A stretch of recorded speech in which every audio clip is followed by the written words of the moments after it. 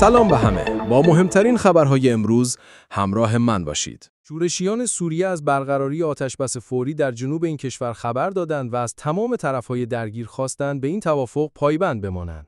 در بیانیه‌ای که صبح امروز شنبه از طرف شورشیان سوریه منتشر شده، این آتشبس فوری و همه‌جانبه توصیف شده است. در این بیانیه از همه طرف‌ها خواسته شده به آتشبس و متوقف سازی درگیری‌ها پایبند باشند. با این حال، در بخش پایانی این اطلاعیه که می‌تواند نشانه‌ای از شکننده بودن آتشبس باشد، نسبت به هر گونه نقض آتشبس هشدار داده شده است.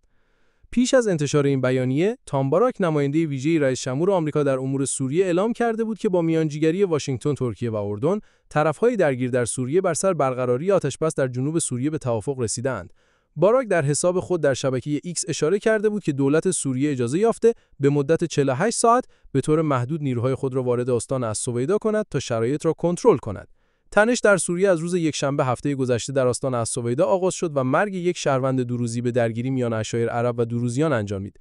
نیروهای وابسته به دولت، شورشیان سوریه که با هدف پایان دادن به این درگیری‌ها وارد السویدا شده بودند، در برخی موارد علیه دروزی‌ها اقدام کردند که این موضوع باعث افزایش تنش‌ها و بحران انسانی در منطقه شد. در جریان این ناآرامی‌ها، صدها نفر کشته و زخمی شدند و برخی از تأسیسات شهری نیز آسیب دید. با بالا گرفتن درگیری‌ها در استان السویدا، اسرائیل نیز وارد میدان شد و با ادعای حمایت از جامعه دروزی، برخی تانک‌ها و مواضع شورشیان سوری را مورد تهاجم قرار داد.